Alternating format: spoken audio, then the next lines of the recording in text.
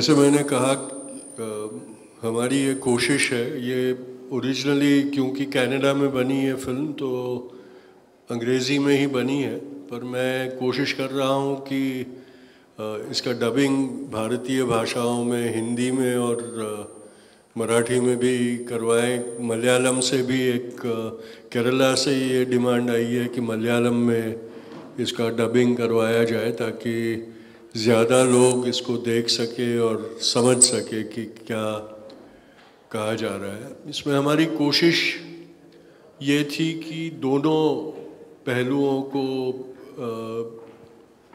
इसमें बताने का मौका मिले, इसलिए नथुराम गोडसे के परिवार से भी लोगों के इंटरव्यू, गोपाल गोडसे के बेटे और बेटी का इंटरव्यू इसमें दिया गया है।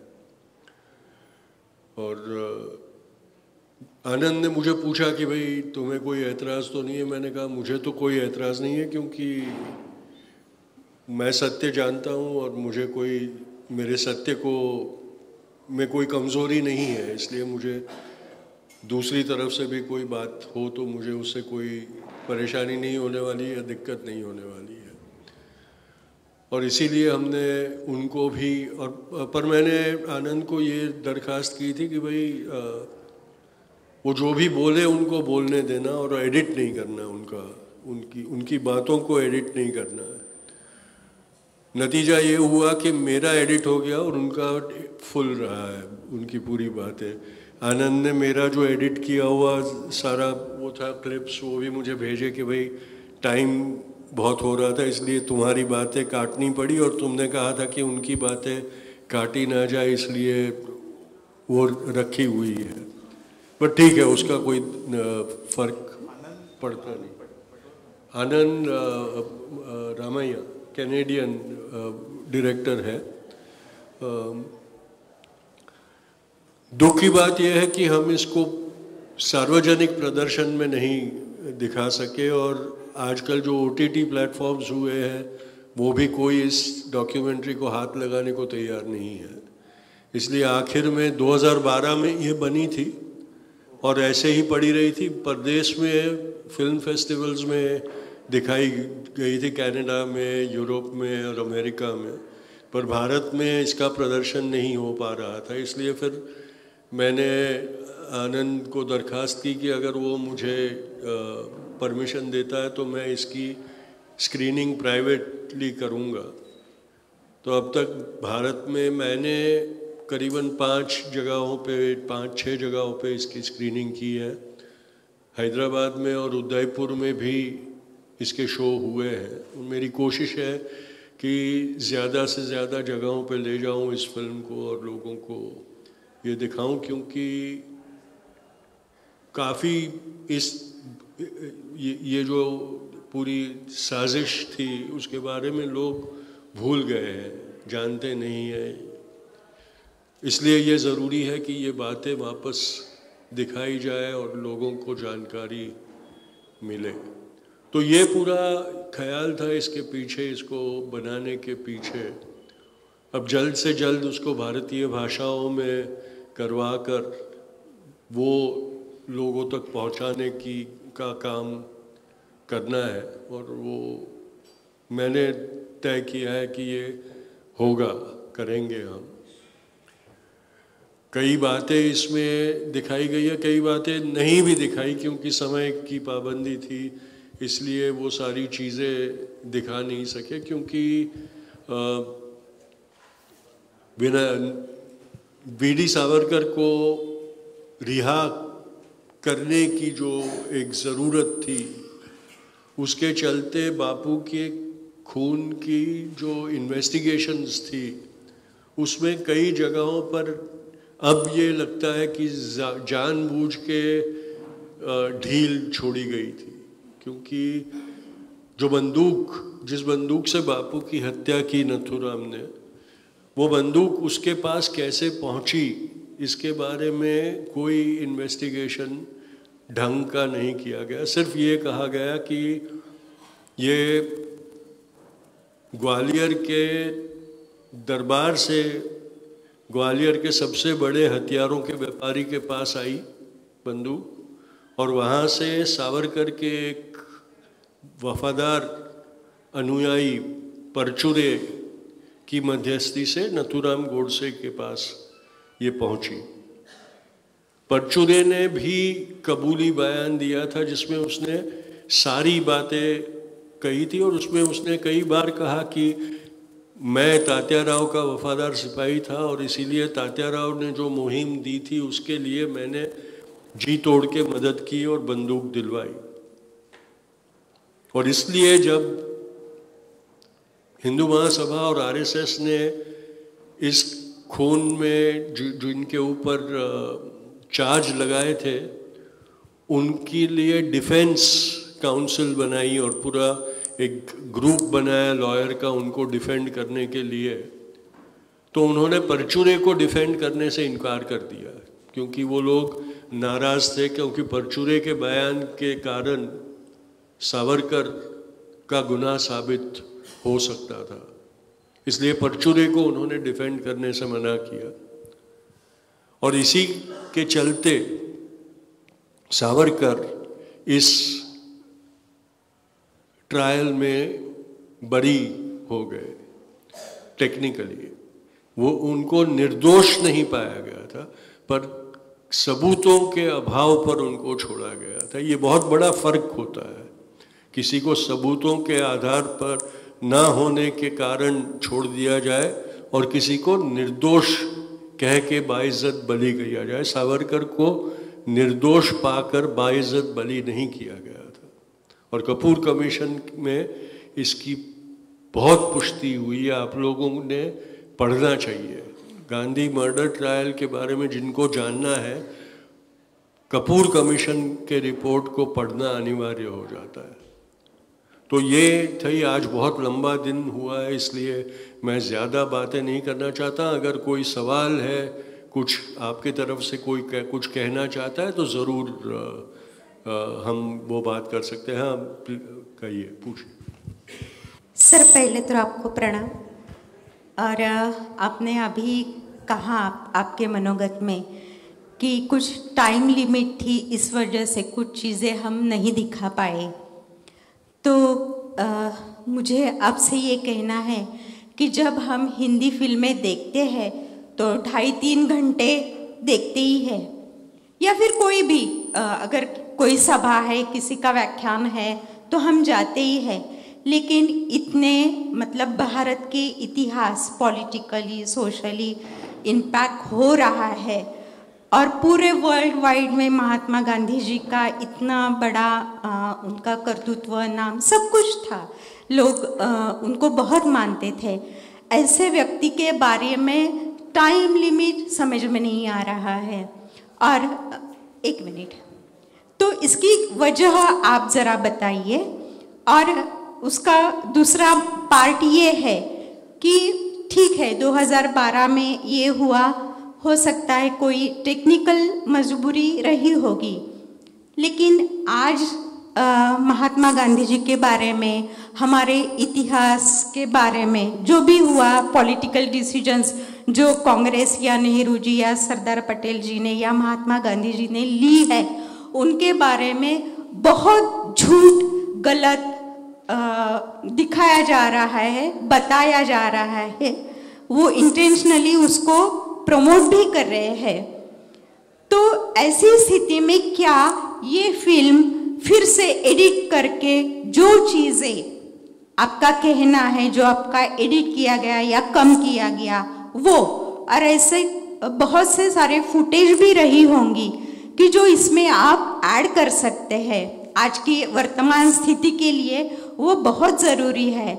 और मेरे ख्याल से मेरी इस बात पर सब सहमत होंगे कि वो चीज़ें भी आप इसमें ऐड करके जब दिखाएंगे हिंदी भाषा वगैरह में, तो आप कृपया ऐड करें उसे, क्योंकि वो बहुत ज़रूरी है। मैं आपका शुक्रिया अदा करता हूँ। और देखिए, डॉक्यूमेंट्री फिल्म्स की एक स्टैंडर्ड होता है, वो 90 मिनट से ज़्यादा नहीं रखते हैं, क्योंकि एंटरटेनमेंट में 3 घंटे कहाँ गुजर जाते हैं पता नहीं चलता। लेकिन जब ये सीरियस डॉक्यूमेंट्रीज होती है तो ये लोगों ने ये देखा है कि 90 मिनट से ज़्यादा फिर लोगों को ग्रास्प करना मुश्किल हो जाता है, इसीलिए वो 90 मिनट का एक फॉर्मेट स्टैंडर्डाइज हो गया है डॉक्यूमेंट्रीज के लिए। पर आपकी बात मैं मानता हूँ कि ज़रूरी है कि इसमें ज़्यादा इन्फॉर्मेशन डाल के, तो मैं आनंद से बात भी करूँगा और हम देखेंगे कि अगर एक कोई लंबा वर्जन या पार्ट 2 इसका बन सके तो पार्ट 2 बनवाने की कोशिश करेंगे हम इसके लिए। और या तो फिर एक लंबा वर्जन YouTube पे रखेंगे, जो जिसको दिलचस्पी हो वो देख सकेंगे। तो ये बातें मैं आनंद से करूँगा। 15 दिन में मैं आनंद के साथ मिलने वाला हूँ US में, तब इसके बारे में और बातें करेंगे और डिसीजंस लेंगे। नमस्ते सर, मैंने फिल्म भी देखी है और आपके महात्मा गांधी जी के बारे में बहुत से पिक्चर्स भी सुने हैं। तो मेरा 2 सवाल एक्चुअली मुझे पूछने थे, तो एक का जवाब आपने ऑलरेडी दिया है तो फिर एक ही पूछूंगा। सर, कई बार गोडसे और उनके साथीदारों ने प्रयास किया है गांधी जी की हत्या करने का, और जो 55 करोड़ रुपीस का जो बताया जाता है झूठ, ये भी हमें समझ में आता है। तो उनके जो फैमिली मेम्बर्स है, क्या उनकी बात को एडिट नहीं किया? ये बात बहुत अच्छी है, लेकिन उनको कोई क्रॉस क्वेश्चन किया नहीं, क्यों नहीं किया गया था? कि जैसा कि ठीक है, आप कहते हो कि जो 55 करोड़ रुपीस के लिए किया, और बाकी ये लोगों जो मुस्लिमों जो अपने देश की विभाजन हुआ उसके लिए किया, तो जब देश स्वतंत्र नहीं हुआ उसके पहले उन लोगों ने क्यों प्रयास किए? अगर विभाजन के लिए गांधी जिम्मेदार है तो जिन्ना भी जिम्मेदार है, फिर जिन्ना को गोली मारने की हिम्मत क्यों नहीं की? ये 2 सवाल, ये सवाल है। और सर, एक आपसे रिक्वेस्ट है, पार्ट 2 आएगा तो अच्छी बात है, लेकिन जो करंटली आपके पास जो अवेलेबल है वो फिल्म आप अगर डायरेक्टर की परमिशन होती है तो आप YouTube पर अगर अवेलेबल कर देते हो तो सभी लोग देख पाएंगे, सुन पाएंगे, ताकि OTP जो बाकी प्लेटफॉर्म वाले वो एक्सेप्ट नहीं करते। तो YouTube ये तो पब्लिक प्लेटफॉर्म है, अगर ऐसा होता है तो बहुत से लोगों तक पहुँचेगा, ऐसा मेरा सुझाव है। Thank you so much. देखिए, इसमें एक ये बात जानना बहुत ज़रूरी है कि जो कारण कोर्ट में नथुराम गोडसे ने दिए बापू की हत्या करने को सच साबित करने के लिए, प्रमाणित करने के लिए, वो कृत्य करने के बाद आए हुए विचार है। जैसे होता है ना कि कोई मस्ती करते हैं और फिर बहाने बनाते हैं कि भाई ये ऐसा हुआ वैसा हुआ, ये वो है।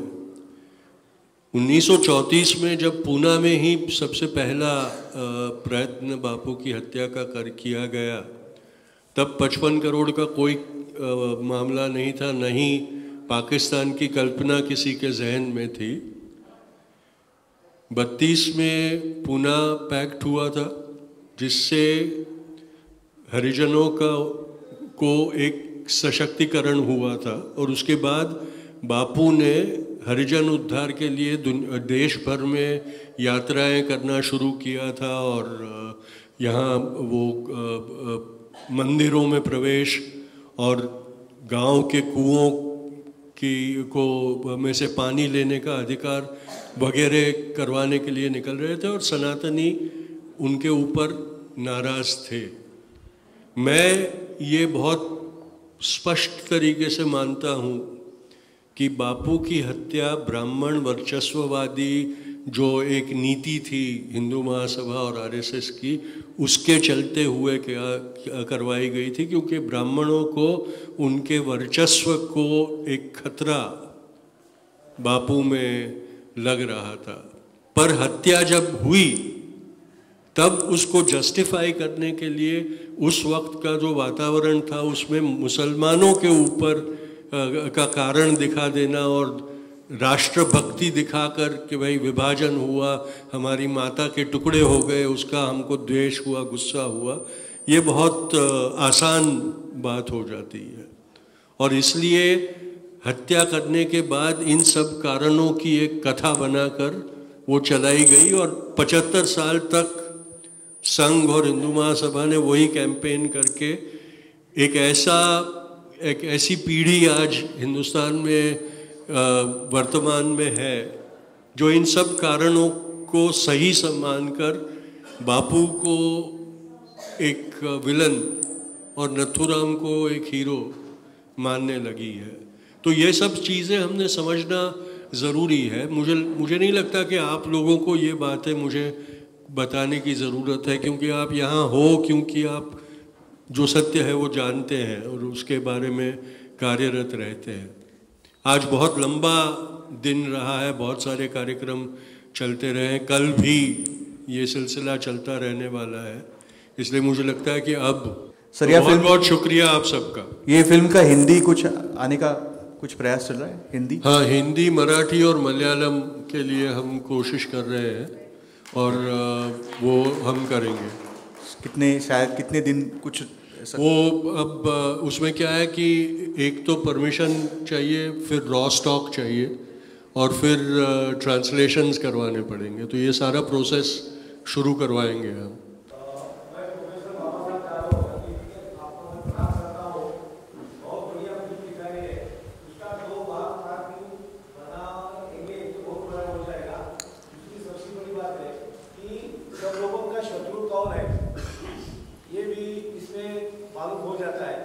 जब पंचगनी में ये दूसरा हमला भी हो गया था, तभी भी ये जो पाकिस्तान का बात कर रहे हैं, 55 का बात कर रहे हैं, वो पंचगनी के उधर भी नहीं था। बाद में मुंबई में भी जो हो गया, क्योंकि 5 बार उनके ऊपर वो जो हमला करने का ये लोगों ने जो तरीका लगाया, तो उसी टाइम नहीं था। ये जो बनाव बनाया, जिसको ये कथा करने में बहुत वाजिश है, इसमें दिखाया नहीं गया है, लेकिन विदर्भ में भी बापू की हत्या करने का प्रयास होने वाला था और उसके बारे में जानकारी प्रबोधनकार ठाकरे ने दी थी और प्रबोधनकार ने अपने लिखाई में सनातनियों को चेतावनी दी थी कि तुम ये गांधी को मारने की बार बार कोशिश कर रहे हो, हम ये बर्दाश्त नहीं करेंगे, तुम अब ये छोड़ दो। और उन्होंने विदर्भ में होने वाले जो प्रयास होने वाला था उसके बारे में कांग्रेस के लोगों को और प्रशासन को चेतावनी भी दी थी। उसके लिए वहाँ का प्रयास भी विफल हुआ था।